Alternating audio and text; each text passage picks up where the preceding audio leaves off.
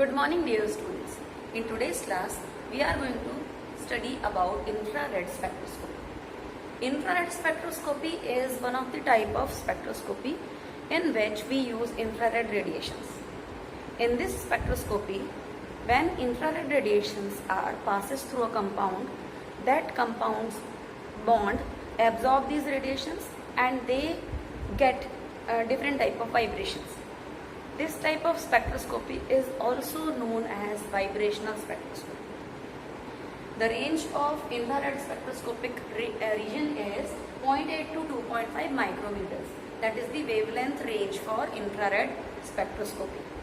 Infrared spectroscopy एक technique है जिसकी मदद से किसी भी कंपाउंड में प्रेजेंट फंक्शनल ग्रुप्स का आइडेंटिफिकेशन किया जा सकता है और उस कंपाउंड को आइडेंटिफाई किया जा सकता है। इस टेक्निक की जो स्पेक्ट्रोस्कोपिक रेंज होती है, वेवलेंथ की रेंज, वो 0.8 से 2.5 माइक्रोमीटर्स होती है। इस स्पेक्ट्रोस्कोपी को वाइब्रेशनल स्पेक्ट्रोस्कोपी भी कहते हैं। इसका रीजन ये है कि जब infrared radiations from the source से इंफ्रारेड रेडिएशन जब सैंपल के ऊपर डाली जाती हैं तो उन रेडिएशंस को एब्जॉर्ब करके मॉलिक्यूल में वाइब्रेशंस होते हैं। ये जो वाइब्रेशंस होते हैं मॉलिक्यूल के अंदर, ये दो प्रकार के होते हैं। ये दो प्रकार के वाइब्रेशंस हैं, stretching vibration and bending vibration. Stretching vibrations are again of two types. Stretching vibration जो है फिर से दो प्रकार में क्लासिफाई किए गए हैं and these two types are symmetric stretching and asymmetric stretching. Symmetric stretching में मॉलिक्यूल जब ये रेडिएशन से एब्जॉर्ब करता है तो उसके इंटर एटॉमिक बॉन्ड्स जो हैं वो सिमेट्रिकली मूव करते हैं। That diagram shows the symmetric stretching.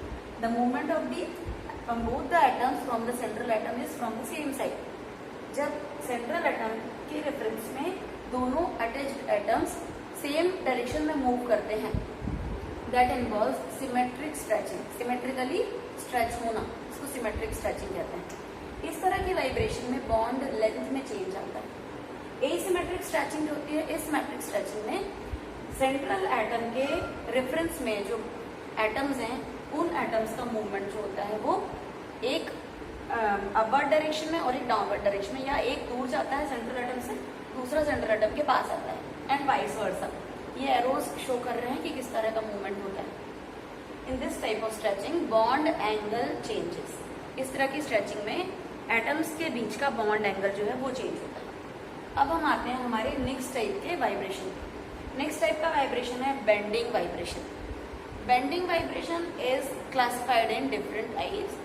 Bending vibration दो प्रकार से हो सकता है, या तो वाइब्रेशन इन प्लेन होगा या फिर आउट ऑफ द प्लेन होगा। जब इन प्लेन वाइब्रेशन होता है तो इन प्लेन वाइब्रेशन में दो प्रकार के चेंजेस होते हैं। होता है rocking and scissoring. Rocking means movement of the atom like this is rocking, and scissoring मतलब कि दोनों एटम्स का पास आना और फिर दूर जाना, that is movement like scissor, है ना। तो रॉकिंग वाइब्रेशन जो होता है इसमें सेंट्रल एटम से जुड़े हुए दोनों एटम्स जो हैं वो उनका मूवमेंट इस तरीके का होता है, दैट इज रॉकिंग वाइब्रेशन। इसको हमने इस तरह के एरोज से शो किया है। इसको हम इन प्लेन वाइब्रेशन कहते हैं because that occurs on that particular plane only. Second is scissoring.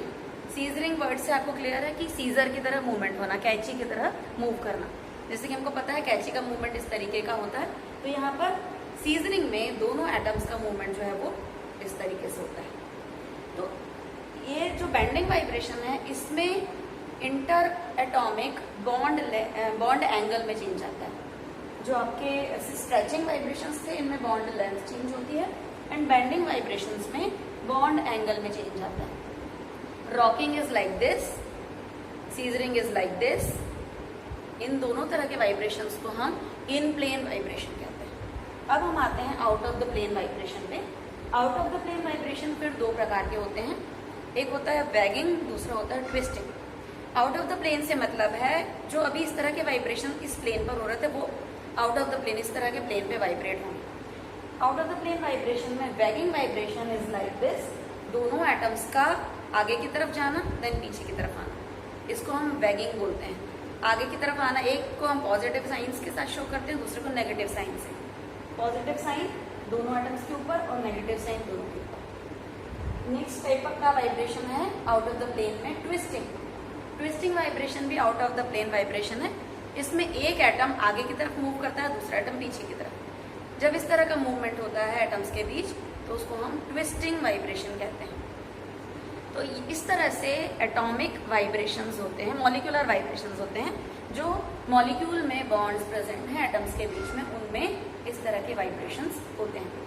तो आज हमने इंफ्रारेड स्पेक्ट्रोस्कोपी पढ़ी, जिसमें हमने स्पेक्ट्रल रेंज देखी और ये देखा कि इस तरह की स्पेक्ट्रोस्कोपी जो है वो कब यूज की जाती है। इस स्पेक्ट्रोस्कोपी का यूज किसी भी मॉलिक्यूलर आइडेंटिफिकेशन में किया जाता है, कंपाउंड्स के आइडेंटिफिकेशन, फंक्शनल ग्रुप के आइडेंटिफिकेशन के लिए इसको हम यूज करते हैं।